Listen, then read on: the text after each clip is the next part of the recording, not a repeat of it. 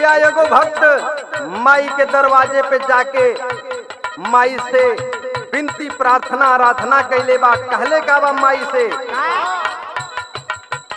आज मंदिर में सेवक करत, आज मंदिर में सेवक करत न मनवाया है जननी।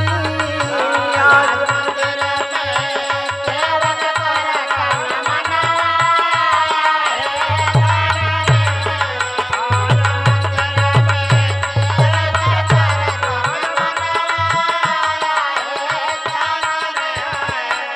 आज मंदिर में सेवक करत न मनवाया है जननी। मांगे तुहसे मंगानवा, मांगे तुहसे मंगानवा, ललनवाया है जननी।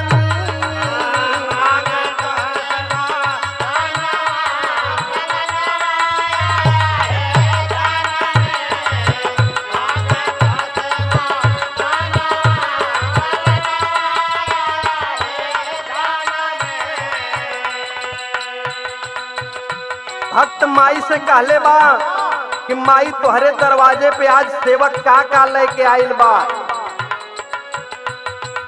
500 बाड़ी नरियल चुनरी लइके सेवकवा आयल हो।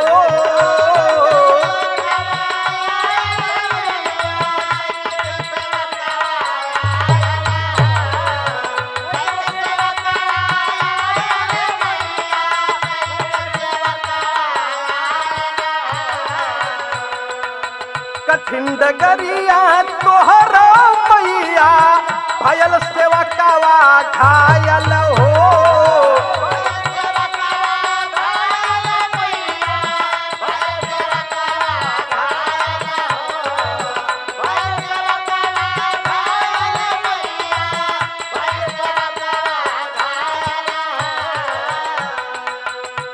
धैले तोहरो धियानवा, धैले तोहरो धियानवा, सुगनवा आया है जननी।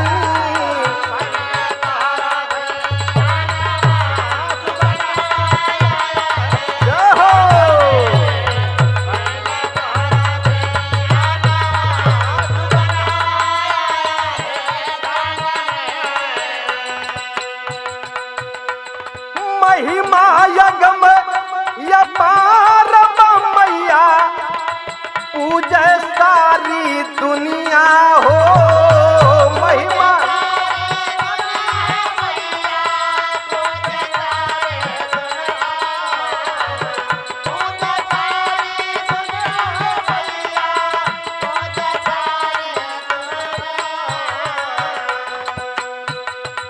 अरे भोरवे उठ के सबही चूमे रौरी चरनिया हो।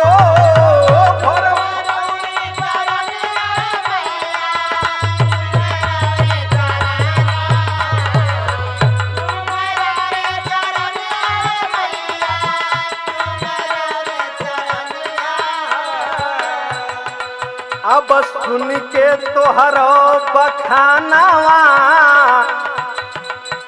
सुन के तोहरो बयानवा, ललनवा आया है जननी।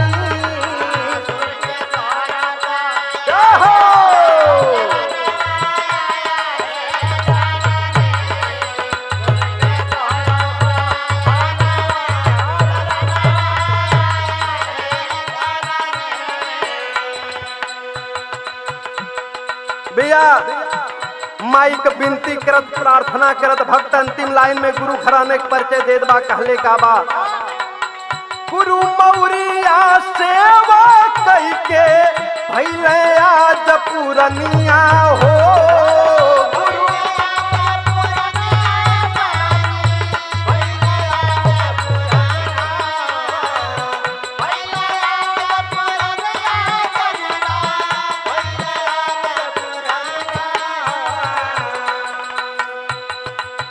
मथुरी के स्वरवा में समैलू से विनती करत प्रार्थना करत भक्त कहले बा कि हमरे गुरु मथुरी के स्वर में कैसे समझलू। अरे मथुरी के स्वरवा में समझलू कवल तो हरि भजनिया हो।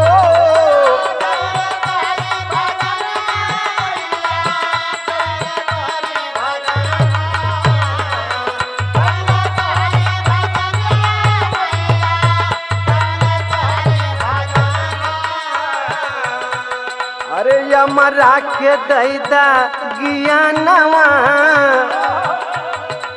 अमरा के दैदा ज्ञानवा ललनवा आया है जानन